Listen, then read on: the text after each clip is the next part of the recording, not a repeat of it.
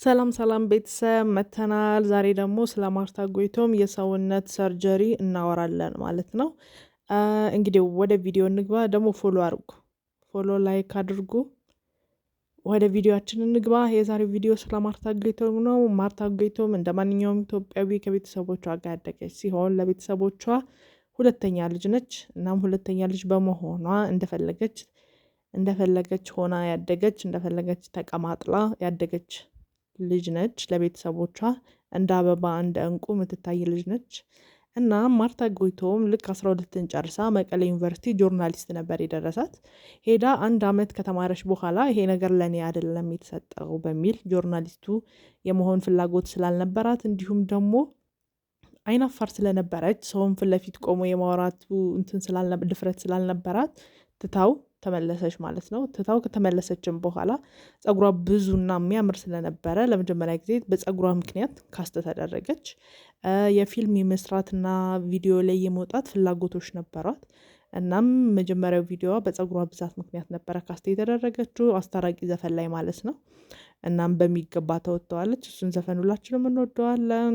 ከዛም በኋላ የተለያዩ ፊልሞች መተውላት ነበረ። ከዛም በኋላ የተለያዩ ፊልሞችን ሰርታለች። ከሁሉ ፊልሞቿ በጣም ሁላችንም የወደድነው ኪያ ነው። እሷም እንደምትለው መንገድ ላይም ሲሄድ ሰዎችም ሲያገኙኝ ኪያ ኪያ ብለው ስለሚጠሩኝ ኪያ የሚባለውን ፊልም ብቻ የሰራው ነው ሁላ የሚመስለኝ፣ በጣም ነው የምወደው እሱን ፊልም ብላ ተናግራለች። እኛም እንወደዋለን። እሱን ፊልም በብቃት ነበር የተወጣችው። የሚገርም ፊልም ነበረ። እንግዲህ ከሆነ ጊዜ በኋላ የሰውነቷ መወፈር ሁላችንም እያየን መጣን። እንደን በደንብ ደግሞ ግልጽ ሆኖ ያየነው ከሌሊቱ 6 ሰዓት የሚለውን ፊልም ለማስመረቅ በመጣችበት ጊዜ ነበረ። ቪዲዮውን ካገኘሁት አንድ ላይ ቪዲዮ ላይ ቀላቅልላችኋለሁ። ግን የቴዲን እጅ ይዛ እንደ መደበቅ እያለች ስትሄድ ነበረ። ሞር የሰውነቷ መወፈርና መለየት በደንብ እየታወቅ የመጣውና ህዝቡ ጋር አስገራሚ ነገር የሆነው ማለት ነው። እና ሁሉም በየሚናው የየራሱን አስተያየት ይሰጥ ነበረ። እኔ በጣም የገረመኝ እና የማስታውሰው ሊያሾ ስትናገር የነበረው አርቲስቷ ጡቷን ለማሳደግ ሰርጀሪ አድርጋ ነው እና ለጡቷ የተወጋችው መርፌ ሙሉ ሰውነቷን አወፈራት ብላ ነበር የተነገረችው። የምታስታውሱ ከሆነ በጣም ብዙ ሰዎች እንደዛ እያወሩ ነበረ። እና ሁሉም የየራሱ ግምት የየራሱን ሀሳብ እየሰጠ ነበረ። እሷ ግን ዝም ብላ ነበረ። ለምን ዝም ማለት እንደፈለገች ያኔ ለምን እንዳልተናገረች አይታወቅም። ግን ብቻ አሁን ላይ ዝምታዋን ሰብራ አምለሰት ላይ ቀርባ ያለውን ነገር ተናግራ ነበረ። እናም ያለውን ነገር ስትናገር አሟት እንደነበረ እና መጀመሪያ ላይ እንደተናገረችው ማለት ነው ጉንፋን እንኳን አሞኝ አያውቅም አለች። እና ምንም በሽታ የማያመኝ ልጅ የሆነ ቀን ግን በቃ ራሷን ስታ ሆስፒታል ራሷን አገኘችው። እንደን ቼክ ሲደረግ ትልቅ በሽታ እንዳለባት፣ የበሽታውን ስም አልተናገረችም።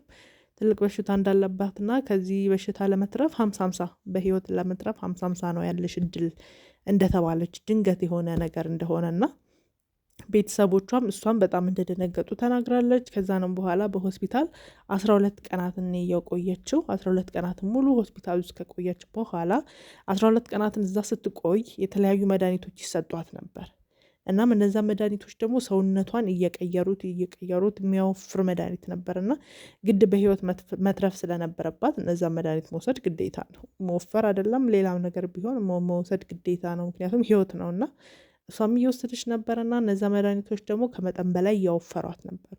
ኢቨን የሆስፒታል መስታወት ውስጥ እንደሚያወፍር ስለማቅና ዶክተሮቹ ስለነገሩኝ ራሴን ላለማየት መስታወት ጋር ስደርስ አይኔን ይሸፍን ነበር ብላለች። እንደን ያንን የሆስፒታል ክትትሏን በ12 ቀን ከጨረሰች በኋላ በጣም ከዚህ በሽታ ብዙ ሰው አይተርፍም ከተባለለት በሽታ ተርፋ እግዚአብሔርን አመስግና ወደ ቤቷ ተመለሰች። እንደን ወደ ቤቷ ተመልሳ ክትትል እያደረገች ሰውነቷ በጣም በመወፈሩ ምክንያት ብዙ አይነት አስተያየቶች ደረሱባት። ብዙ አይነት እና ከሌሊቱ 6 ሰዓት የሚለውንም ፊልም ለማስመረቅ በሄደችበት ሰዓት ህዝቡ ስላያት አብዛኛው ሰው ኮመንት መስጠት ጀመረ። ግማሹ ይሳደባል፣ ግማሹ የጡት ሰርጀሪ አድርጋ ነው ብሎ ስለተወራ ሁሉም የየራሱን ሀሳብ ነበር የሚሰጠው። ይሄ የየራሱን ሀሳብ መስጠት ደግሞ ለእሷ በጣም ዲፕሬሽን ውስጥ ከተታት። ምክንያቱም አሟት ነው እሷ እና በጣም ዲፕሬሽን ውስጥ ከተታት። አንዳንድ የማውቃቸው ሰዎች ሁሉ ዘጉኝ ያለች። በጣም ከባድ ነው ለሰውነት ግን ይሄን ያህል ማለት ሰውን ማንነቱን ነው እንጂ የምትወደው ፊዚካሉን ወይ ፊቱን ወይ አፍንጫውን ወይ አይኑን ብላ አትወደውም። ራሱን ሰውየውን ከወደድከው ማንነቱን ነው እንጂ የምትወደው ፊዚካሉ ቢለወጥ ባይለወጥ ምንም ነቲንግ ቁም ነገር የለውም። ግን ብቻ ብዙ ጓደኞቼ ይጠሉኛለች። በጣም ቅርቤ ከነበሩ ሰዎች በስተቀር አብዛኞቹ ርቀውኛል አለች። እንደን ኮመንት ላይ የሚሰጠው ሀሳብ በጣም ነበረ፣ በቃ በጣም ስድብ ነበረው።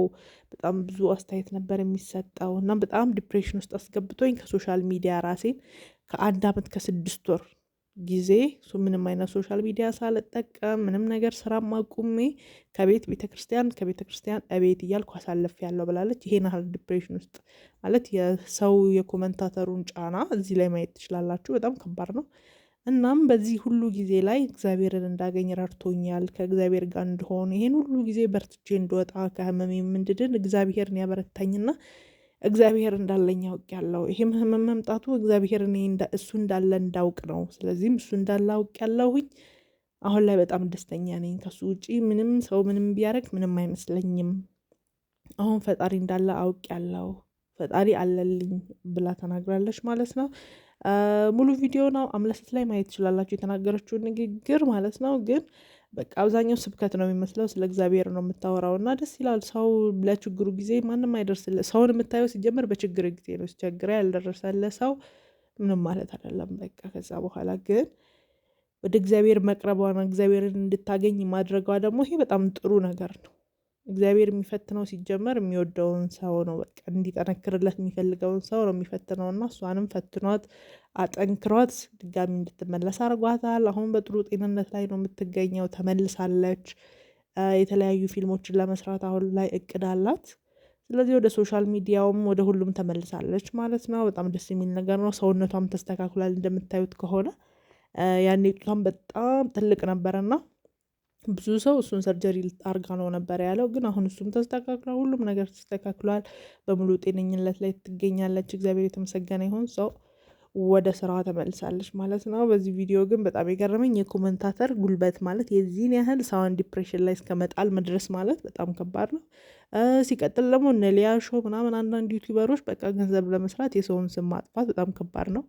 ካላወቅን አላወቅንም ማለት ጥሩ ነው። አሁን እሷ የጡት ሰርጀሪ ሳታደርግ ነው የጡት ሰርጀሪ፣ አንድ አርቲስት የጡት ሰርጀሪ ያደረገች እንደዚህ ተብሎ ሲወራ ኢሚዲየትሊ እሷ እንደሆነች ያወቅ ነው ማለት ነው። ስለዚህ ብቻ ነገሮችን እያጣራን ብናወራ ያ ሰው ላይ ምን እንደሚያመጣ ምን እንደሚያስከፋ ስለማናቅ ምን ሊያስከትል እንደሚችል ስለማናቅ ሳናጣራ ባናወራ ጥሩ ነው ባይነኝ። የዛሬው ቪዲዮ ይሄን ይመስል ነበር። ወዳችኋለሁ። ባይ